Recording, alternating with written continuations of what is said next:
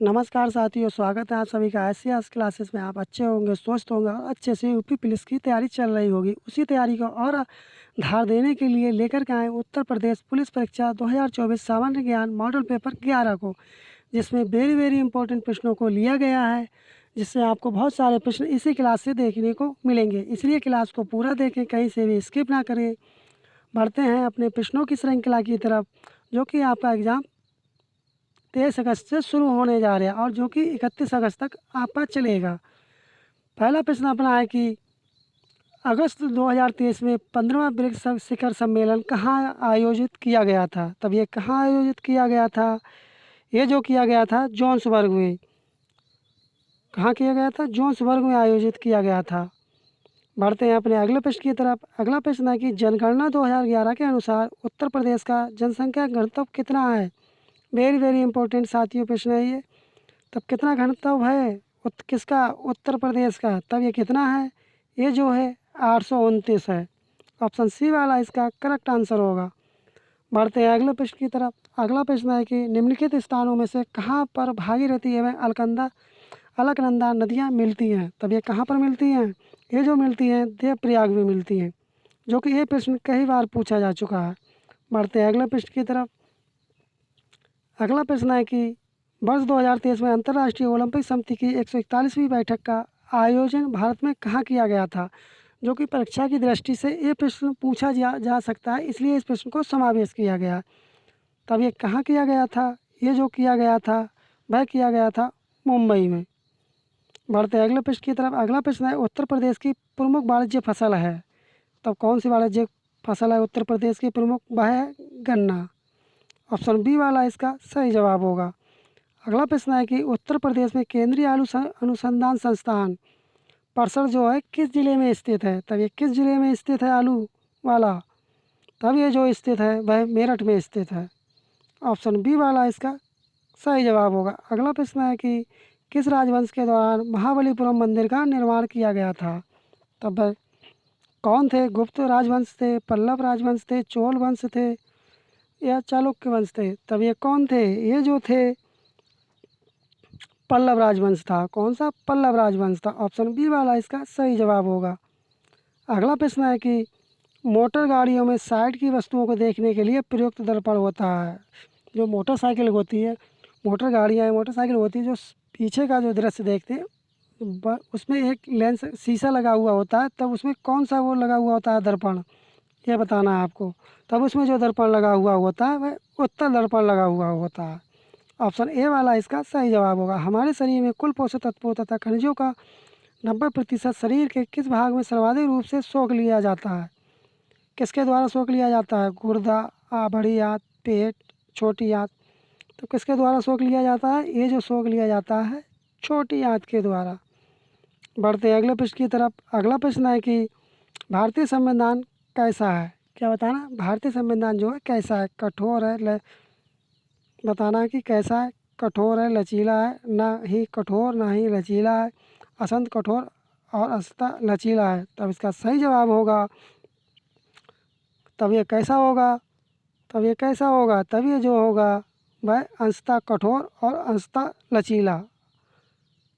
Option D वाला इसका सही जवाब होगा। अगला प्रश्न है प्रसिद्ध बांके बिहारी मंदिर उत्तर प्रदेश के किस शहर में स्थित है? बताना कि जो बांके बिहारी मंदिर है जो उत्तर प्रदेश में कहाँ पर स्थित है?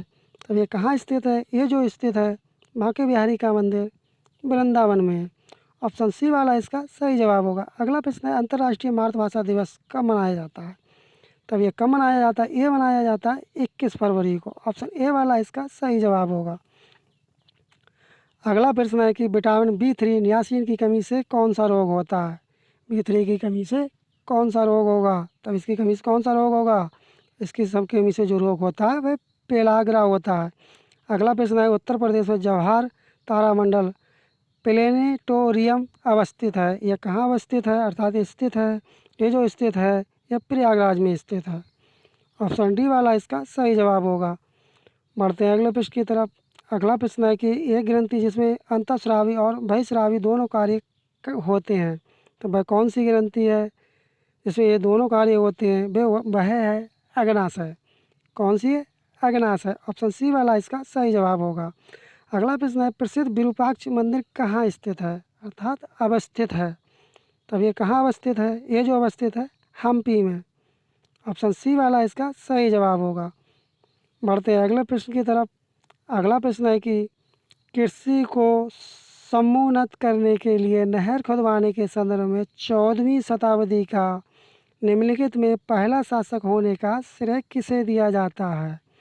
बलबन के लिए, इल्तुतमिश के लिए, गयासुद्दीन तुगलक के लिए, रजिया बेगम के लिए। तब ये किसे श्रेय दिया जाता है, ये जो श्रेय जाता है गयासुद्दीन तुगलक के लिए। ऑप्शन सी वाला इसका सही जवाब होगा। अगला प्रश्न है कि निम्न में से कौन सही सुमेलित नहीं है। क्या चीज़ कौन सही सुमेलित नहीं है ये बताना है। तब कौन सही सुमेलित नहीं है, जालौन कहाँ है, उरई ठीक है, भदोही कहाँ है, ज्ञानपुर में, कुशीनगर कौशाम्बी और अम्बेडकर नगर अकबरपुर। तब इसमें कौन सा सही सुमेलित नहीं है ये बताना है। तब कौन सा सुमेलित नहीं है, सी वाला सुमेलित नहीं है। ऑप्शन सी सुमेलित नहीं है। ऑप्शन सी वाला इसका सही जवाब होगा। भारत को प्रथम नोबेल पुरस्कार किस विषय के लिए दिया गया था। तो वह कौन सा प्रथम विषय था, वह जो विषय था वह साहित्य विषय था। और साहित्य विषय का यह पहला पुरस्कार किसे दिया गया है, यह आपको कमेंट बॉक्स में बताना है।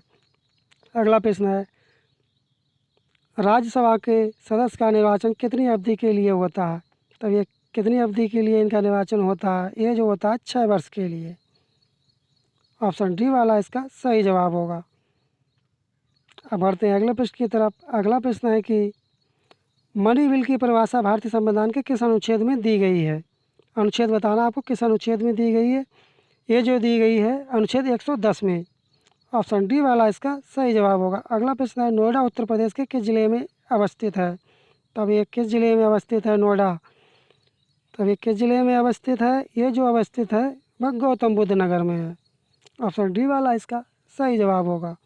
अगला प्रश्न है, झूम किसे कहते हैं। क्या कहते हैं, झूम किसे कहते हैं बताना है आपको। तो झूम किसे कहते हैं, झूम एक कृषि पद्धति है, अर्थात ऑप्शन सी वाला इसका सही जवाब होगा। अगला प्रश्न है, प्रतिवर्ष प्रसिद्ध सूफी संत हाजी वारिस अली शाह की मज़ार पर मेला लगता है, ये कहाँ पर लगता है जो ये मेला लगता है, ये जो मेला लगता है देवा शरीफ बाराबंकी में लगता है। ऑप्शन बी वाला इसका सही जवाब होगा। साथियों, आपको क्लास कैसी लगी कमेंट करें, और आपका कोई सजेशन हो फीडबैक हो कमेंट करें, और आपने चैनल को सब्सक्राइब ना किया चैनल को सब्सक्राइब कर दें, वीडियो को लाइक कर दें और अपने साथियों में भी शेयर करें, जिससे समय समय पर आपको नोटिफिकेशन मिल सके और हमें भी मोटिवेशन मिल सके। बढ़ते अगले प्रश्न की तरफ। अगला प्रश्न है कि एक राज्य को संघ में सम्मिलित करने अथवा नए राज्यों की स्थापना करने की कार्यपालिका शक्ति निम्नलिखित में से किसे प्राप्त है। तब ये किसे प्राप्त है, ये जो प्राप्त है संसद के लिए प्राप्त है। किसके लिए, संसद के लिए।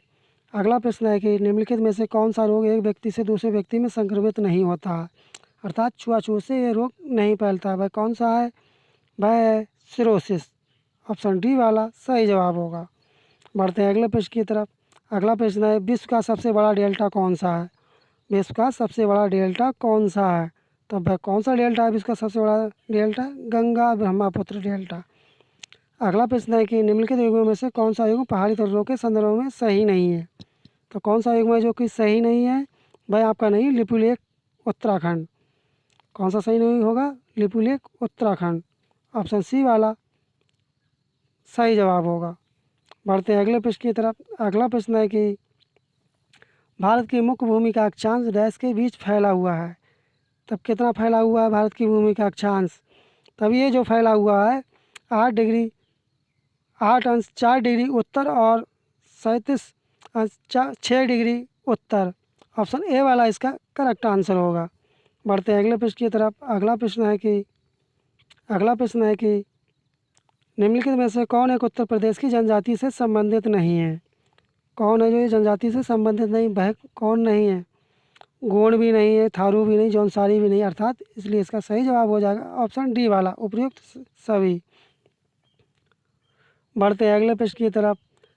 अगला प्रश्न है कि निम्नलिखित का मिलान कीजिए, धर्म सुधार आंदोलन और संस्थापक, इनका आपको मिलान करना है। तब क्या करना है, इनका क्या करना है, मिलान करना है। तब पहले का क्या होगा, पहले का आर्य समाज के कौन थे, आर्य समाज के कौन थे, दयानंद सरस्वती जी। आर्य समाज कौन थे? आर्य समाज के कौन थे? आर्य समाज के जो थे वे कौन थे? दयानंद सरस्वती। और आपके ब्रह्मा समाज के कौन थे? राजा राम मोहन राय। ब्रह्मा समाज के कौन थे? राजा राम मोहन राय। और वेद समाज के कौन थे? वेद समाज के कौन थे? वेद समाज के थे केशव चंद सेन तथा श्रीधरलू। कौन थे? श्रीधरलू। और प्रार्थना समाज के कौन थे? आत्मारंग पांडु। तब इसलिए कौन सा ठीक हो जाएगा इसका? तब इसका सही जवाब हो जाएगा आपका बी वाला, ऑप्शन बी इसका सही जवाब होगा। बढ़ते हैं अगले प्रश्न की तरफ। अगला प्रश्न है, अपने उपन्यास आनंद मठ में बंकिम चंद्र चटर्जी द्वारा बंगाल में किस विद्रोह का विशेष उल्लेख किया गया है? तब ये किस में उल्लेख किया गया है? तब ये जो उल्लेख किया गया है वह सन्यासी विद्रोह में। ऑप्शन बी वाला इसका सही जवाब होगा। अगला प्रश्न है, निम्नलिखित में से किसके बीच सही सुमेल है? क्या बताना किसके बीच सही सुमेल है? तो किसके बीच सही सुमेल? अशोक आंदोलन सुरेंद्र नाथ बनर्जी, ये भी सही सुमेल नहीं है। स्वदेशी आंदोलन रविंद्रनाथ टैगोर, ये भी सही सुमेल नहीं, ये भी सही सुमेल नहीं है।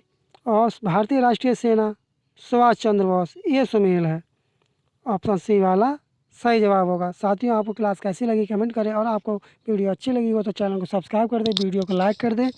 मिलते हैं जल्द ही नेक्स्ट वीडियो में, तब तक के लिए धन्यवाद। जय हिंद, जय भारत।